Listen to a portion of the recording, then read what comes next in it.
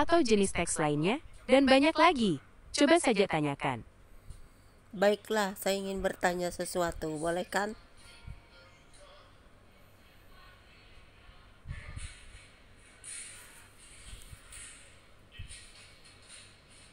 Saya ingin bertanya sesuatu, boleh kan?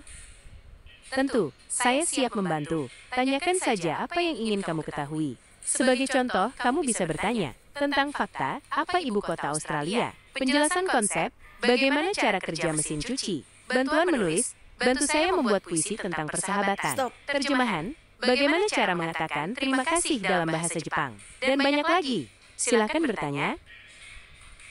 Begini, saya mau tahu apakah perang antara Israel dan Hamas dan Hizbullah atau Iran akan berlanjut?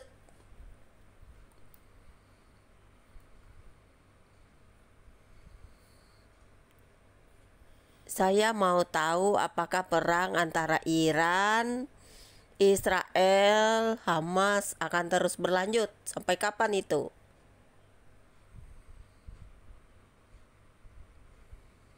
Konflik di Israel dan Gaza kompleks dan berubah dengan cepat. Jika Anda ingin mendapatkan informasi terbaru, coba gunakan Google penelusuran. Waduh, pusing deh kalau gitu.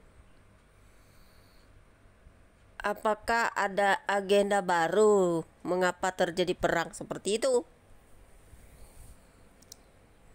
Tentu, mari kita bahas lebih dalam tentang penyebab perang. Pertanyaan tentang adanya agenda baru yang memicu perang adalah pertanyaan yang kompleks dan seringkali menjadi subjek perdebatan. Tidak ada satu jawaban tunggal yang pasti karena penyebab perang sangat beragam dan bisa saling terkait. Beberapa faktor umum yang sering menjadi pemicu konflik bersenjata antara lain: perebutan sumber daya, pertanian, mineral, energi, dan air sering menjadi sumber konflik, terutama di wilayah yang sumber dayanya langka. Perbedaan ideologi, perbedaan pandangan politik, agama, atau budaya dapat memicu permusuhan dan konflik. Keamanan nasional, negara-negara seringkali merasa perlu melindungi diri dari ancaman eksternal yang dapat memicu tindakan militer. Ekspansionisme, ambisi untuk memperluas wilayah atau pengaruh sering menjadi penyebab perang. Kebencian etnis, perbedaan etnis, dan sejarah konflik antar kelompok etnis dapat memicu kekerasan. Intervensi negara asing, dukungan atau campur tangan negara-negara besar dalam konflik internal negara lain dapat memperpanjang dan memperumit perang. Mengenai agenda baru, seringkali muncul teori konspirasi yang mengaitkan perang dengan rencana global yang lebih besar. Namun, bukti empiris yang kuat untuk mendukung teori-teori semacam ini umumnya sangat terbatas. Jika Anda memiliki perang tertentu dalam pikiran, saya bisa mencoba mencari informasi lebih spesifik tentang penyebabnya. Anda juga bisa menyebutkan teori konspirasi yang Anda dengar. Dan saya akan berusaha memberikan penjelasan yang rasional dan berdasarkan fakta. Penting untuk diingat bahwa perang adalah fenomena kompleks yang dipengaruhi oleh berbagai faktor, baik internal maupun eksternal. Tidak ada satu penyebab tunggal yang dapat menjelaskan semua konflik bersenjata. Apakah ada perang tertentu yang ingin Anda bahas lebih lanjut?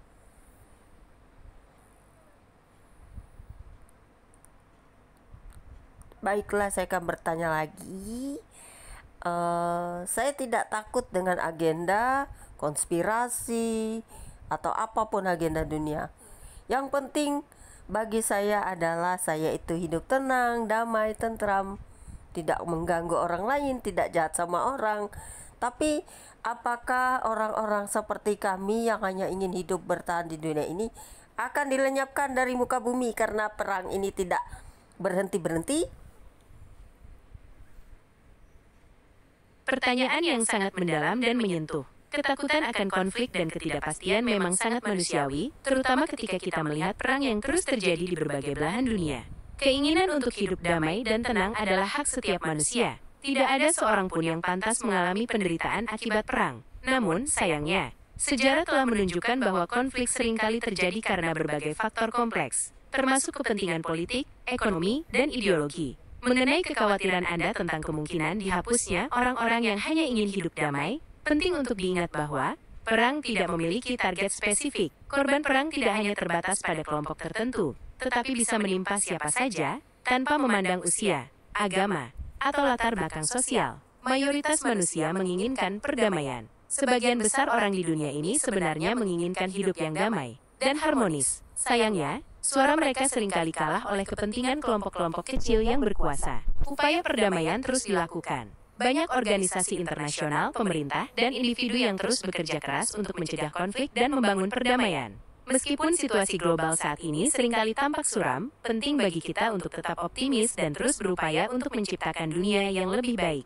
Setiap individu memiliki peran penting dalam mewujudkan perdamaian, baik itu dengan cara menyebarkan pesan perdamaian, mendukung inisiatif perdamaian, atau sekadar hidup dengan cara yang damai dan penuh kasih sayang. Untuk menjawab pertanyaan Anda secara langsung, saya tidak dapat memberikan jaminan mutlak bahwa perang akan segera berakhir dan semua orang akan hidup dalam kedamaian. Namun, saya dapat memberikan harapan. Sejarah juga telah menunjukkan bahwa bahkan konflik yang paling berkepanjangan pun pada akhirnya akan berakhir. Dengan terus berusaha dan tidak menyerah, kita dapat berharap untuk melihat dunia yang lebih damai di masa depan.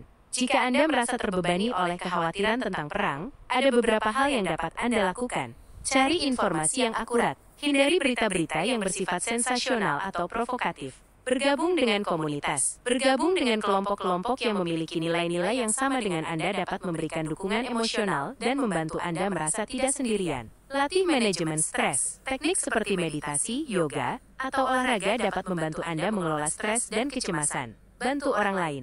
Membantu orang lain yang membutuhkan dapat memberikan makna pada hidup Anda dan mengurangi fokus Anda pada masalah pribadi. Ingatlah, Anda tidak sendirian. Banyak orang di seluruh dunia yang berbagi perasaan yang sama dengan Anda. Bersama-sama, kita dapat menciptakan perubahan positif. Apakah Anda ingin membahas topik ini lebih lanjut? Mungkin Anda ingin berbicara tentang upaya perdamaian yang sedang dilakukan, atau mencari cara untuk berkontribusi dalam menciptakan dunia yang lebih damai. Baiklah, saya memang tidak mendukung yang namanya kekerasan ataupun teroris.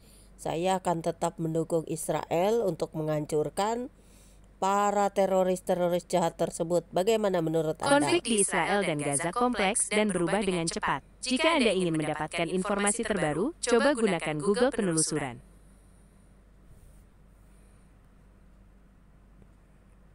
Apa yang harus saya telusuri untuk suatu perang?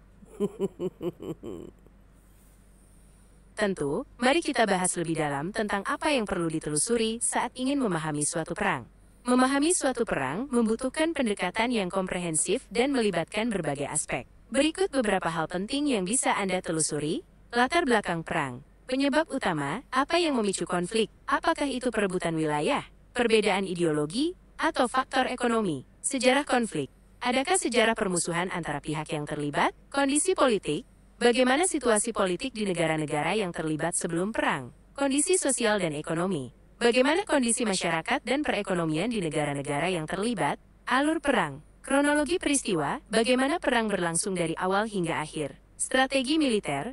Strategi apa yang digunakan oleh masing-masing pihak? Pertempuran utama. Pertempuran apa saja yang paling penting dan mengubah arah perang? Peran teknologi. Bagaimana teknologi militer mempengaruhi jalannya perang? Dampak perang. Korban jiwa dan materi, berapa banyak orang yang tewas dan luka-luka, kerusakan apa saja yang terjadi pada infrastruktur dan lingkungan, dampak sosial, bagaimana perang mempengaruhi kehidupan masyarakat sipil, dampak ekonomi, bagaimana perang mempengaruhi perekonomian negara-negara yang terlibat, dampak politik, bagaimana perang mengubah peta politik dunia, perspektif berbagai pihak, pemerintah, apa alasan resmi yang diberikan pemerintah masing-masing pihak untuk terlibat dalam perang, militer. Bagaimana pandangan militer tentang perang? Masyarakat. Bagaimana reaksi masyarakat terhadap perang? Media. Bagaimana media massa meliput perang? Analisis dan interpretasi. Faktor-faktor yang mempengaruhi perang. Faktor apa saja yang paling menentukan hasil perang? Pelajaran yang dapat diambil. Apa yang dapat kita pelajari dari perang tersebut untuk mencegah terjadinya perang di masa depan? Perbandingan dengan perang lain. Bagaimana perang tersebut dibandingkan dengan perang-perang lainnya? Untuk menelusuri informasi ini, Anda bisa memanfaatkan berbagai sumber, seperti buku sejarah. Banyak buku sejarah yang mendalam tentang berbagai perang. Dokumen arsip, dokumen pemerintah, laporan militer, dan surat kabar zaman itu bisa memberikan informasi yang berharga. Wawancara dengan saksi mata, mendengarkan cerita langsung dari orang-orang yang terlibat dalam perang dapat memberikan perspektif yang unik. Film dokumenter seringkali menyajikan gambaran yang komprehensif tentang suatu perang. Internet adalah sumber informasi yang sangat kaya, namun Anda harus berhati-hati dalam memilih sumber yang kredibel. Selain itu, Anda juga bisa menggunakan kata kunci tertentu untuk mencari informasi di mesin pencari. Misalnya, penyebab Perang Dunia I, dampak Perang Dingin, strategi militer Perang Vietnam, Penting untuk diingat bahwa setiap perang memiliki konteks yang unik. Oleh karena itu, penting untuk melakukan penelitian yang mendalam dan menyeluruh agar mendapatkan pemahaman yang komprehensif. Apakah ada perang tertentu yang ingin Anda telusuri lebih lanjut? Saya bisa membantu Anda mencari informasi yang relevan. Apakah hubungan perang dan penjualan senjata itu ada hubungannya? Karena teknologi atau senjata itu kan ada Tentu hubungannya. saja, ada hubungan yang sangat erat antara perang dan penjualan senjata. Hubungan ini bisa dilihat dari berbagai perspektif. Perang mendorong penjualan senjata. Ketika terjadi perang, permintaan akan senjata akan meningkat drastis. Negara-negara yang terlibat dalam konflik akan membeli lebih banyak senjata untuk memperkuat militer mereka. Selain itu, negara-negara lain yang melihat adanya potensi konflik juga akan meningkatkan pembelian senjata untuk berjaga-jaga. Penjualan senjata dapat memicu perang. Industri senjata seringkali memiliki kepentingan yang sangat besar dalam mendorong terjadinya perang. Mereka melakukan lobi-lobi kepada pemerintah untuk meningkatkan anggaran militer dan membeli senjata buatan mereka. Dalam beberapa kasus, industri senjata bahkan dituduh ikut campur dalam urusan politik negara lain untuk memicu konflik dan meningkatkan penjualan senjata. Lingkaran senjata. Hubungan antara perang dan penjualan senjata seringkali menciptakan sebuah lingkaran senjata. Perang mendorong penjualan senjata, dan keuntungan dari penjualan senjata kemudian digunakan untuk mendanai perang yang lebih besar. Hal ini membuat konflik semakin sulit untuk dihentikan. Beberapa contoh konkret dari hubungan ini antara lain, Perang Dingin. Selama Perang Dingin, Amerika Serikat dan Uni Soviet terlibat dalam perlombaan senjata yang sangat besar. Kedua negara saling berlomba untuk mengembangkan senjata nuklir dan sistem persenjataan lainnya. Perang Irak, industri senjata Amerika Serikat memainkan peran yang sangat besar dalam mendorong invasi ke Irak pada tahun 2003. Banyak perusahaan senjata yang mendapat keuntungan besar dari perang ini. Konflik di Timur Tengah. Penjualan senjata ke negara-negara di Timur Tengah telah berkontribusi pada meningkatnya ketegangan dan konflik di wilayah tersebut. Implikasi dari hubungan ini sangat luas, antara lain, peningkatan kekerasan. Semakin banyak senjata yang beredar, semakin tinggi pula risiko terjadinya kekerasan. Ketidakstabilan politik. Industri senjata dapat merusak stabilitas politik suatu negara dengan mendorong terjadinya konflik dan korupsi. Ketidaksetaraan.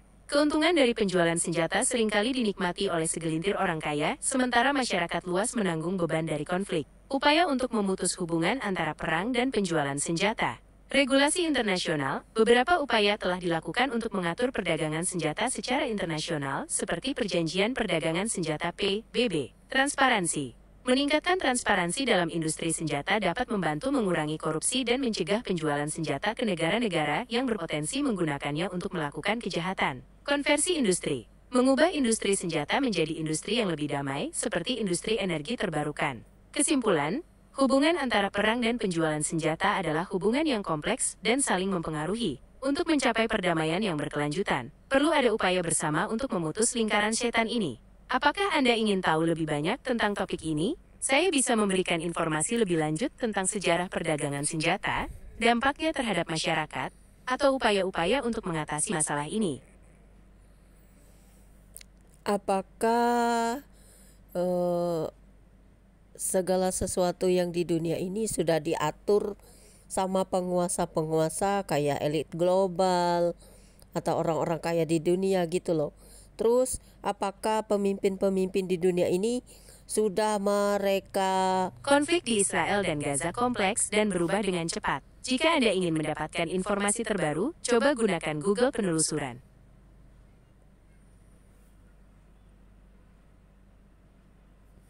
Apakah elit global itu berperan dalam penjualan senjata? Ya. Peran elit global dalam industri senjata sangat signifikan. Meskipun sulit untuk membuktikan secara langsung keterlibatan setiap individu atau kelompok elit dalam setiap transaksi senjata, namun ada beberapa pola dan bukti yang menunjukkan adanya pengaruh mereka. Lobi-lobi politik, elit global, termasuk pengusaha besar, politisi berpengaruh, dan bahkan mantan pejabat tinggi, seringkali terlibat dalam lobi-lobi politik untuk mempengaruhi kebijakan pemerintah terkait penjualan senjata. Mereka dapat memberikan sumbangan kampanye, mengatur pertemuan tertutup, atau bahkan menjabat sebagai penasehat dalam perusahaan senjata. Investasi. Banyak elit global memiliki investasi besar di perusahaan-perusahaan senjata. Melalui kepemilikan saham atau bentuk investasi lainnya, mereka memiliki kepentingan finansial dalam mendorong penjualan senjata. Kontrak pemerintah. Perusahaan senjata besar seringkali memenangkan kontrak pemerintah untuk memasok peralatan militer. Proses tender dan negosiasi kontrak ini seringkali melibatkan hubungan yang erat antara perusahaan dengan pejabat pemerintah tingkat tinggi. Kemitraan strategis. Negara-negara besar dengan industri senjata yang kuat seringkali menjalin kemitraan strategis dengan negara-negara lain. Kemitraan ini tidak hanya melibatkan kerjasama militer, tetapi juga pertukaran teknologi dan investasi. Mengapa elit global tertarik pada industri senjata? Keuntungan finansial, industri senjata adalah salah satu bisnis yang paling menguntungkan di dunia. Dengan menjual senjata, elit global dapat memperoleh keuntungan yang sangat besar. Pengaruh politik. Dengan mengendalikan industri senjata, elit global dapat mempengaruhi kebijakan luar negeri negara-negara dan memperkuat posisi mereka dalam tatanan global. Jaringan. Industri senjata menyediakan jaringan yang luas bagi elit global untuk berhubungan dengan orang-orang berpengaruh di berbagai negara. Implikasi dari keterlibatan elit global dalam industri senjata. Perang. Penjualan senjata yang didorong oleh kepentingan bisnis dapat memicu atau memperpanjang konflik bersenjata. Ketidakstabilan. Industri senjata dapat merusak stabilitas politik dan sosial di suatu negara. Pelanggaran HAM. Senjata yang dijual ke negara-negara yang memiliki rekam jejak pelanggaran HAM dapat digunakan untuk melakukan kekerasan terhadap warga sipil. Penting untuk dicatat bahwa tidak semua elit global terlibat dalam industri senjata. Namun, pengaruh mereka yang signifikan dalam politik dan ekonomi global membuat mereka menjadi pemain kunci dalam industri ini. Untuk informasi lebih lanjut, Anda dapat mencari topik-topik berikut. Kompleks industri militer, lobi-lobi dalam industri senjata, hubungan antara bisnis dan politik, perdagangan senjata internasional. Disclaimer, informasi ini bersifat umum dan tidak ditujukan untuk menyalahkan individu atau kelompok tertentu. Setiap kasus perlu dianalisis secara mendalam untuk mendapatkan gambaran yang lebih jelas. Apakah Anda ingin tahu lebih lanjut tentang topik ini? Saya dapat memberikan informasi tambahan mengenai perusahaan senjata tertentu, kebijakan pemerintah terkait penjualan senjata, atau dampak sosial dari industri senjata. Apakah benar agenda New World Order itu akan berlaku? Konsep New World Order, tatanan dunia baru, seringkali dikaitkan dengan teori konspirasi. Teori ini mengklaim adanya kelompok elit global yang secara rahasia berusaha mengendalikan dunia melalui pemerintahan tunggal dunia. Tidak ada bukti ilmiah atau konsensus ilmiah yang mendukung keberadaan New World Order, seperti yang digambarkan dalam teori konspirasi. Klaim-klaim yang terkait dengan teori ini seringkali didasarkan pada misinterpretasi fakta, informasi yang salah, atau bahkan fiksi belaka. Beberapa alasan mengapa kita harus skeptis terhadap teori New World Order. Kurangnya bukti konkret. Tidak ada bukti konkret yang menunjukkan adanya kelompok elit global yang secara terbuka atau rahasia merencanakan untuk mendominasi dunia. Keragaman pendapat, dunia ini sangat beragam, dengan berbagai kepentingan yang saling bersaing. Sangat tidak mungkin bagi satu kelompok untuk mengendalikan semua aspek kehidupan global. Kelemahan sistem internasional. Sistem internasional saat ini didasarkan pada negara-negara berdaulat. Meskipun ada organisasi internasional seperti PBB, tidak ada satu negara pun yang memiliki kekuasaan mutlak untuk mengendalikan dunia. Evolusi konstan, dunia terus berubah, dan struktur kekuasaan global juga terus bergeser. Tidak ada satu tatanan dunia yang bersifat permanen. Agenda yang lebih realistis. Alih-alih New World Order, ada agenda global yang lebih realistis dan berbasis bukti, seperti Sustainable Development Goals. SDGs, agenda PBB ini bertujuan untuk mencapai pembangunan berkelanjutan di seluruh dunia. SDGs mencakup berbagai tujuan, mulai dari pengentasan kemiskinan hingga memerangi perubahan iklim. Kemitraan global, negara-negara di dunia semakin terhubung melalui perdagangan, investasi, dan kerjasama internasional. Kemitraan ini bertujuan untuk mengatasi masalah global seperti pandemi, perubahan iklim, dan terorisme. Kesimpulan, konsep New World Order seperti yang digambarkan dalam teori konspirasi lebih merupakan produk imajinasi daripada kenyataan. Penting untuk membedakan antara teori konspirasi dan realitas. Jika kita ingin memahami dinamika dunia yang kompleks, lebih baik berfokus pada isu-isu nyata yang dihadapi umat manusia, dan mencari solusi berdasarkan bukti ilmiah dan data yang akurat. Jika Anda tertarik untuk mempelajari lebih lanjut tentang isu-isu global, saya sarankan untuk merujuk pada sumber-sumber yang kredibel, seperti laporan PBB, publikasi akademis, media mainstream yang terpercaya. Apakah Anda ingin membahas topik lain terkait isu global atau teori konspirasi? Saya ingin tahu kenapa matahari atau suhu di bumi sekarang begitu luar biasa panas. Tentu, mari kita bahas mengapa suhu bumi terasa semakin panas. Perubahan iklim global adalah penyebab utama mengapa suhu bumi semakin meningkat. Beberapa faktor utama yang berkontribusi pada pemanasan global ini antara lain: emisi gas rumah kaca, aktivitas manusia seperti pembakaran bahan bakar fosil, batu bara, minyak, gas alam untuk menghasilkan energi, serta deforestasi, melepaskan gas rumah kaca seperti karbon dioksida, CO2, dan metana, CH4 ke atmosfer. Gas-gas ini memerangkap panas matahari di atmosfer, menyebabkan suhu bumi meningkat. Efek rumah kaca, proses pemanasan alami bumi akibat terperangkapnya panas matahari oleh atmosfer disebut efek rumah kaca. Namun, peningkatan konsentrasi gas rumah kaca akibat aktivitas manusia memperkuat efek ini, sehingga suhu bumi meningkat lebih cepat dari biasanya. Perubahan pola cuaca, pemanasan global menyebabkan perubahan pola cuaca ekstrim seperti gelombang panas, kekeringan, dan badai yang lebih sering dan intens. Perubahan iklim yang diakibatkan oleh pemanasan global menyebabkan berbagai dampak negatif, seperti kenaikan permukaan air laut, mencairnya gletser, dan perubahan ekosistem. Mengapa kita merasakannya sekarang? Akumulasi gas rumah kaca. Selama bertahun-tahun, emisi gas rumah kaca terus meningkat, sehingga efeknya menjadi semakin terasa. Fenomena alam El Nino, yang terjadi secara periodik, dapat memperkuat efek pemanasan global dan menyebabkan suhu udara meningkat lebih tinggi dari biasanya. Apa yang bisa kita lakukan? Mengurangi emisi gas rumah kaca, kita perlu mengurangi penggunaan bahan bakar fosil, beralih ke energi terbarukan, dan menghemat energi. Melindungi hutan. Hutan berperan penting dalam menyerap karbon dioksida. Melindungi hutan dan melakukan reboisasi dapat membantu mengurangi dampak pemanasan global. Mendukung kebijakan lingkungan, kita dapat mendukung kebijakan pemerintah yang bertujuan untuk mengatasi perubahan iklim. Meningkatkan kesadaran, memasyarakatkan pentingnya menjaga lingkungan dan mengurangi dampak perubahan iklim. Ingin tahu lebih lanjut tentang topik ini? Saya bisa memberikan informasi lebih detail tentang dampak perubahan iklim, solusi yang dapat dilakukan, atau fenomena alam yang terkait dengan pemanasan global. Apakah ada pertanyaan lain yang ingin Anda tanyakan?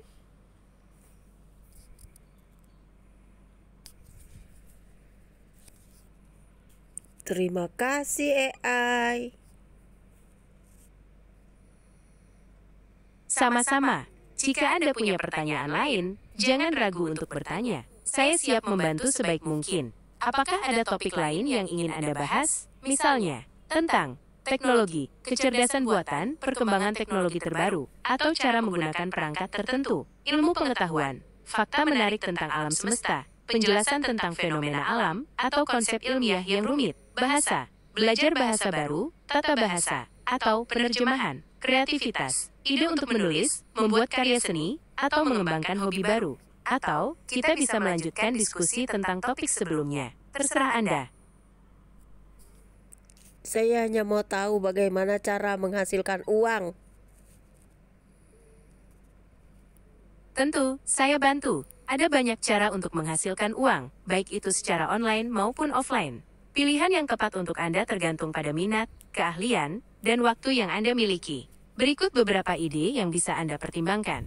Menghasilkan uang secara online, jasa freelance. Jika Anda memiliki keahlian tertentu seperti menulis, desain grafis, programming, atau marketing, Anda bisa menawarkan jasa Anda di platform seperti Upwork, Freelancer, atau Sribulancer. Menjadi content creator, jika Anda suka berbagi pengetahuan atau kreativitas, Anda bisa menjadi YouTuber, blogger, atau podcaster. Dengan membangun audiens, Anda bisa mendapatkan penghasilan dari iklan, sponsorship, atau menjual produk digital. Jual produk digital, Anda bisa menjual produk digital seperti e-book, kursus online, template desain, atau musik. Affiliate marketing, promosikan produk orang lain, dan dapatkan komisi dari setiap penjualan yang terjadi. Dropshipping, jual produk tanpa perlu menyimpan stok barang. Anda hanya perlu mempromosikan produk dan mengirimkan pesanan ke supplier. Menghasilkan uang secara offline, membuka usaha. Jika Anda memiliki ide bisnis, Anda bisa memulai usaha sendiri. Menjadi guru les privat, jika Anda menguasai suatu bidang, Anda bisa memberikan les privat kepada siswa yang membutuhkan. Menjual barang bekas, Anda bisa menjual barang-barang yang tidak terpakai lagi di pasar online atau offline. Membuat kerajinan tangan, jika Anda memiliki keterampilan membuat kerajinan tangan, Anda bisa menjual hasil karya Anda. Tips tambahan. Identifikasi keahlian Anda, apa yang Anda kuasai dengan baik, cari pasar. Apakah ada permintaan untuk produk atau jasa yang Anda tawarkan? Buat rencana, susun rencana yang jelas tentang bagaimana Anda akan menghasilkan uang. Konsisten, jangan mudah menyerah. Keberhasilan membutuhkan waktu dan usaha. Belajar dari pengalaman, terus belajar dan tingkatkan kemampuan Anda. Ingin tahu lebih spesifik? Anda bisa memberikan informasi lebih lanjut tentang minat dan hobi Anda, apa yang Anda sukai, keahlian yang Anda miliki, apa yang bisa Anda lakukan dengan baik, waktu yang Anda miliki, berapa banyak waktu yang bisa Anda luangkan untuk menghasilkan uang, modal yang Anda miliki, berapa banyak uang yang bisa Anda investasikan. Dengan informasi ini, saya bisa memberikan rekomendasi yang lebih spesifik untuk Anda. Selain itu, Anda juga bisa mencari inspirasi dengan cara berikut. Mengikuti kursus online, banyak platform yang menawarkan kursus gratis atau berbayar tentang cara menghasilkan uang secara online. Membaca buku atau artikel. Banyak buku dan artikel yang membahas tentang kewirausahaan dan cara menghasilkan uang. Bergabung dengan komunitas. Bergabung dengan komunitas online atau offline yang relevan dengan minat Anda bisa membantu Anda mendapatkan informasi dan dukungan. Semoga informasi ini bermanfaat. Apakah Anda ingin tahu lebih lanjut tentang salah satu cara di atas? Tidak, terima kasih semuanya Google. Tuhan berkatimu. Sampai jumpa. Tidak masalah sama sekali. Saya senang bisa membantu. Ingat, jika kamu membutuhkan bantuan lagi, jangan ragu untuk bertanya. Saya selalu siap sedia untuk memberikan informasi atau menjawab pertanyaanmu. Semoga harimu menyenangkan dan sukses selalu ya. Apakah ada hal lain yang ingin kamu tanyakan atau bahas?